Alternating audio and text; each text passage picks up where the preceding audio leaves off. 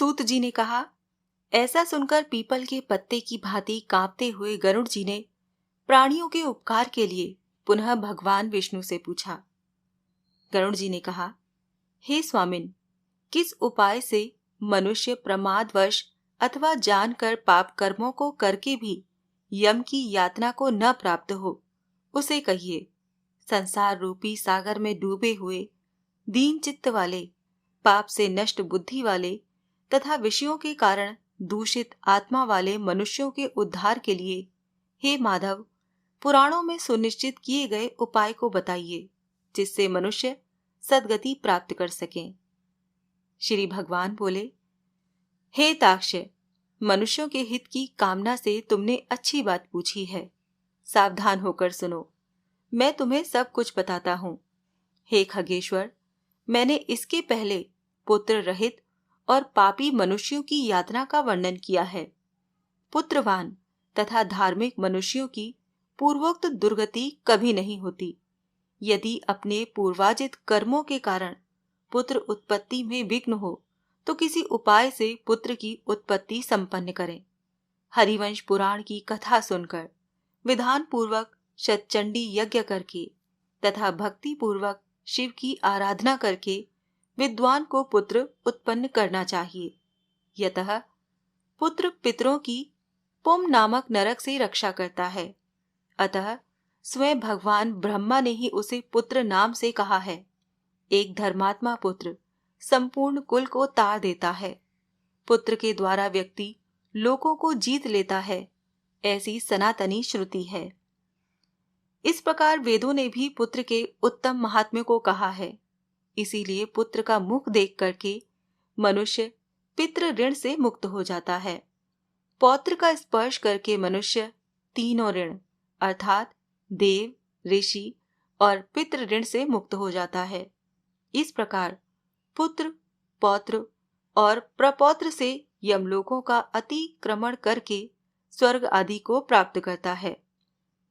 ब्राह्म्य विवाह की विधि से ब्याही गई पत्नी से उत्पन्न औरस पुत्र उधर्व गति प्राप्त कराता है और संग्रहित पुत्र अधोगति की ओर ले जाता है। हे खगश्रेष्ठ, ऐसा जान करके व्यक्ति हीन जाति की स्त्री से उत्पन्न पुत्रों को त्याग दे। हे खग, सवर्ण पुरुषों से सवर्णा स्त्रियों में जो पुत्र उत्पन्न होते हैं वो औरस पुत्र कहे जाते हैं और वो ही श्राद्ध प्रदान करके पितरों को स्वर्ग प्राप्त कराने के कारण होते हैं। औरस पुत्र के द्वारा किए गए श्राद्ध से पिता को स्वर्ग प्राप्त होता है। इस विषय में क्या कहना। दूसरे के द्वारा दिए गए श्राद्ध से भी प्रेत स्वर्ग को चला जाता है। इस विषय में सुनो। यहाँ मैं एक प्राचीन इतिहास कहूंगा जो औधर्व दैहिक दान के श्रेष्ठ महात्म्य को सूचित करता है। हे ताक्ष्य, पूर्व काल में त्रेता युग में महोदय नाम के रमणीय नगर में महाबलशाली और धर्मपरायण बहुरु वाहन नामक एक राजा रहता था। वो यज्ञानुष्ठान परायण, दानियों में श्रेष्ठ, लक्ष्मी से संपन्न, ब्राह्मण भक्त तथा साधु पुरुषों के प्रति अनुराग रखने वाला, शील एवं आचार आदि गुणों से युक्त, स्वजनों के प्रति अपनत्व और इतर जनों के प्रति दया के भाव से संपन्न था। छात्र धर्म परायण वो राजा औरस पुत्र की भांति धर्म पूर्वक अपनी प्रजा का पालन करता था और दंड देने योग्य अपराधियों को दंड देता था। वो महाबाहु किसी समय सेना के साथ मृग्या के लिए नाना वृक्षों से युक्त एक घनघोर वन में प्रविष्ट हुआ। वो वन नाना पशुओं से व्याप्त और अनेक पक्षियों से निनानित था। उस समय राजा ने वन के मध्य में दूर से एक मृग को देखा। राजा के द्वारा सुदृढ़ वाण से विद्ध वो मृग वाण सहित जंगल में अदृश्य हो गया। रुधिर से गीली हुई घास पर अंकित चिन्ह से राजा ने उसका पीछा किया। तब मृग के प्रसंग से वो राजा दूसरे वन में जा पहुंचा। भूख प्यास से सूखे हुए कंठ वाला तथा परिश्रम के संताप से पीड़ित उस राजा ने एक जलाशय के समीप पहुंचकर घोड़े के साथ उसमें स्नान किया तथा कमल की गंध आदि से सुगंधित शीतल जल का पान किया। इसके बाद उस जलाशय से बाहर निकलकर श्रम रहित राजा बहुवाहन ने वृक्ष रूपी विशाल शाखाओं के कारण फैले हुए मनोहर और शीतल छाया वाले तथा पक्षी समूहों से कूजित एक वट वृक्ष को देखा। वो वृक्ष संपूर्ण वन की महती पताका की भांति स्थित था। उसकी जड़ के पास जाकर राजा बैठ गया। उसके बाद राजा ने भूख और प्यास से व्याकुल इंद्रियों वाले, ऊपर की ओर उठे हुए बालों वाले, अत्यंत मलिन, कुबड़े और मांस रहित एक भयावह प्रेत को देखा। उस विकृत आकृति वाले भयावह प्रेत को देखकर बहुवाहन विस्मित हो गए। प्रेत भी घने जंगल में आए हुए राजा को देखकर चकित हो गया और सुमुत्सुक मन वाला होकर वो प्रेतराज उसके पास आया। हे दाक्ष, तब उस प्रेतराज ने राजा से कहा, हे महाबाहो, आपके संबंध से मैंने प्रेत भाव का त्याग कर दिया है, अर्थात मेरा प्रेत भाव छूट गया है और मैं परम शांति को प्राप्त हो गया हूं तथा धन्यतर हो गया हूं।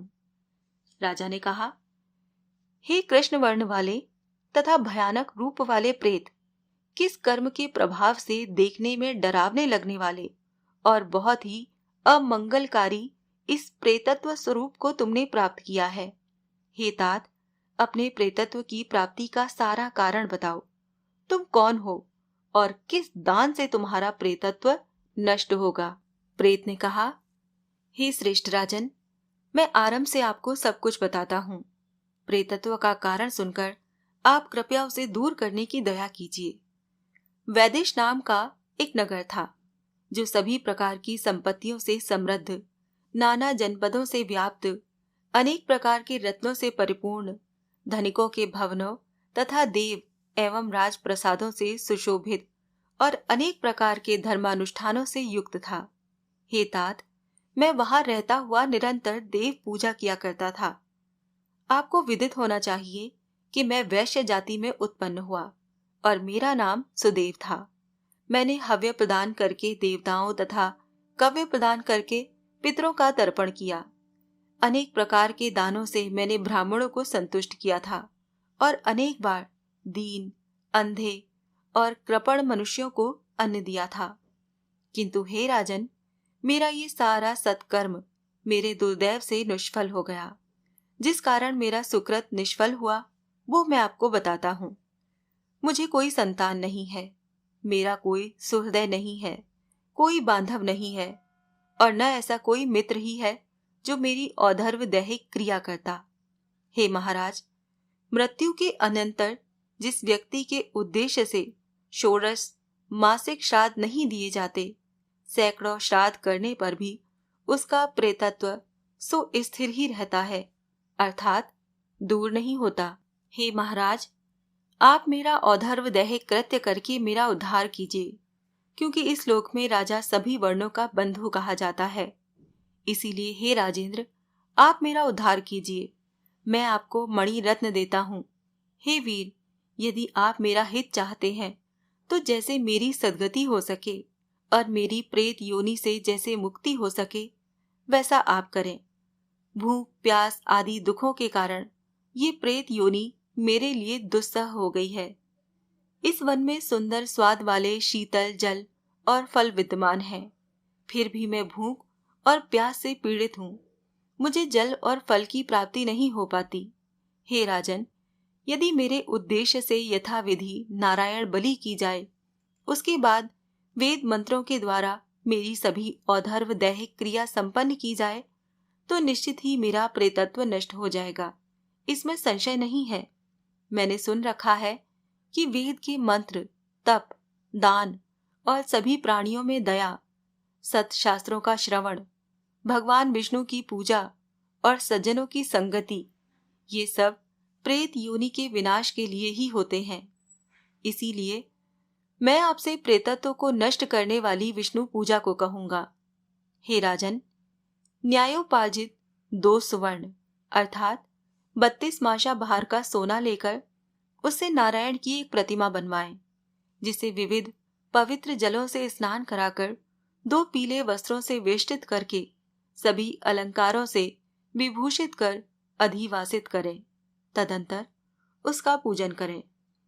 उस प्रतिमा के पूर्व भाग में श्रीधर, दक्षिण में मधुसूदन, पश्चिम में वामन और उत्तर में गदाधर, मध्य में पितामह ब्रह्मा तथा महादेव शिव की स्थापना करके गंध पुष्पादि द्रव्यों के द्वारा विधि विधान से पृथक पृथक पूजन करें।